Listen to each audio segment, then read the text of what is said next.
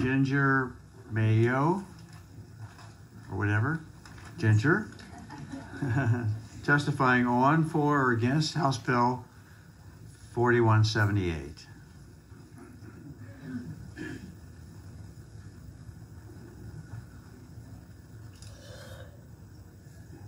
And would you please state your name correctly and whom you represent and your position on the bill? Chairman Frank's getting used to my name, but when we switch it up. My first time. Give me a break. Ginger Mayo with the Arc of Texas. Close. You were very close. So, good evening. The Arc of Texas is a statewide membership organization that works alongside and for Texans with IDD. As the statewide advocacy director, your position on the bill? I'm sorry. We are opposing as filed currently. Opposing as filed, okay. As the state advocacy director, I assist individuals and families in accessing vital services on almost a daily basis. Taking these experiences and our members' input into account, the Arc of Texas has been instrumental in designing the current Medicaid system for Texans with IDD and have continued to play an active role in the redesign that started with Senate Bill 7. Addressing our members' concerns and barriers to accessing services through managed care is one of our top priorities. We appreciate Chairman Frank's intention of improving the current Medicaid managed care model. However, HB 4178, as filed, does not address many of the significant issues our members have shared with us, and in some cases diminishes protections we worked hard to achieve. I also appreciate recent conversations with staff and other stakeholders to work on this bill further.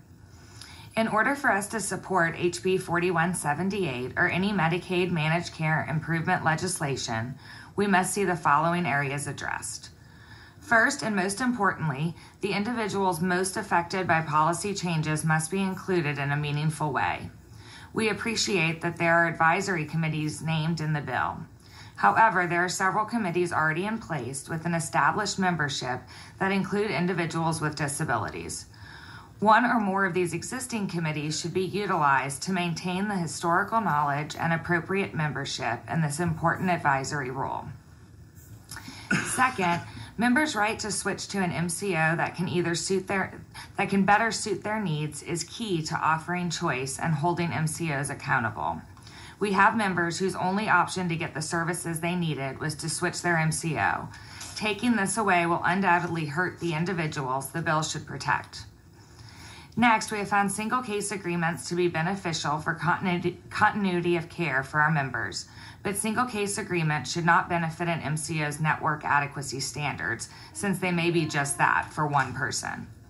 Lastly, many times in the filed legislation, language needs to be clearly defined to prevent unintended consequences and hold true to the intent of the bill. For example, arduous and overly burdensome is not measurable or enforceable.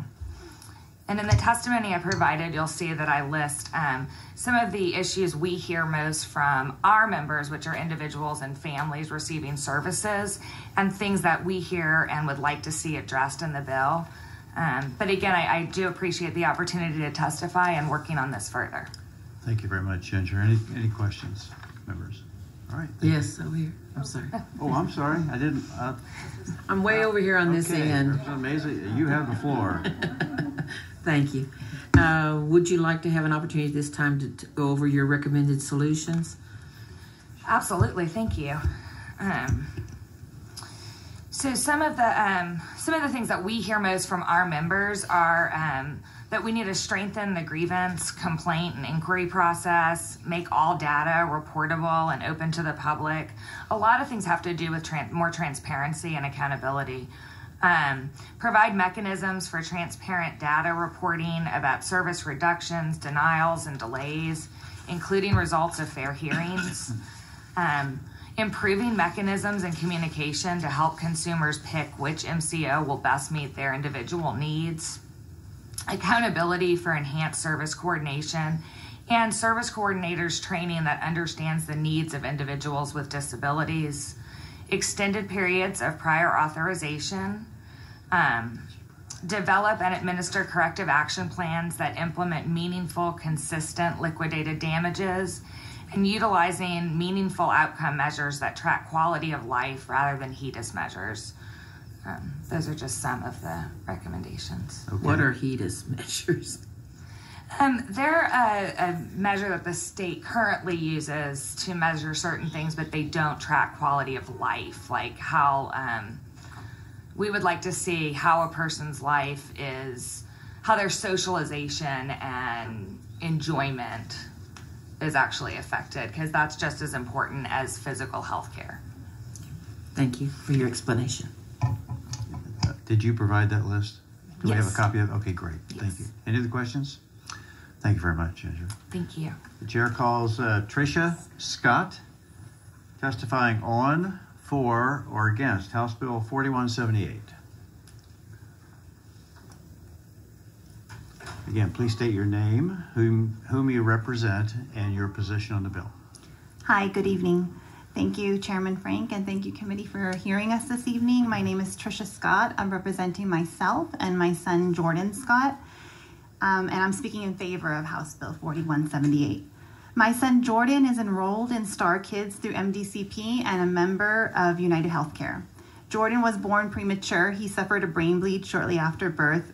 Initially, the prognosis was grim. We were told he would probably have physical disabilities as well as some cognitive deficits. Jordan is physically disabled, but he did not suffer any cognitive deficits. While in high school, Jordan performed extremely well and talked about going away to college. We had so many obstacles in front of us, I wasn't sure that we could overcome them. That is when we were introduced to Denise Keller with United Healthcare. She is a school liaison and she assisted us with many of our challenges.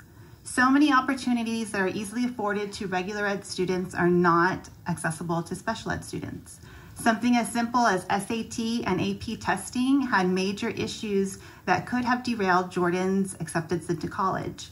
Having a knowledgeable school liaison assisting us through the process was vital. Last year, Jordan graduated from high school at the top of his class.